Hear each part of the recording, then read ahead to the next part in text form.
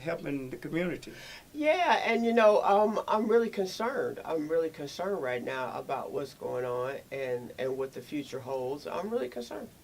What do you think is what is your major concern? Is there like a number one issue as far as for you? I'm very concerned about the violence, and I serve people when they pass and the families, but the premature violence and the children the young kids that are, teenagers, 20-year-olds, and that are being that are dying, that are being killed. That's a major worry for me.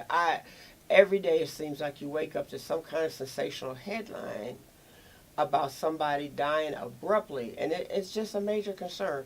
The whole state of the world to me is a concern. I talk with my children about it, but everything, it's just like the violence has just increased, and it's a global kind of thing, and it's a big word. Your family's been in this business for over 100 years. What is there?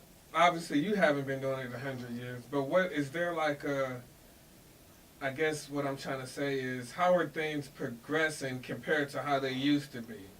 Are they saying, well, it's a lot worse? It's more violence.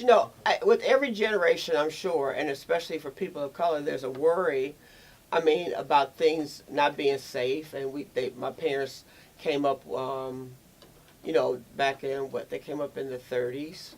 When they had the Depression and people didn't have money and people were dying, but then people were being killed, and that things were so unequal at the time. Now, though, the things that I think ever since 9/11, I think it's even worse that the violence and the things that we see, the incidences are getting more often, they're getting more graphic. It's I see things, I flip through Facebook a lot, and I just see the articles, the things from the news stations, people dying, all the kids, young kids. It just doesn't seem like there's any end in sight, and it just seems, we may not have been real safe when we were younger, but things you took for granted now, it's changed. Listen.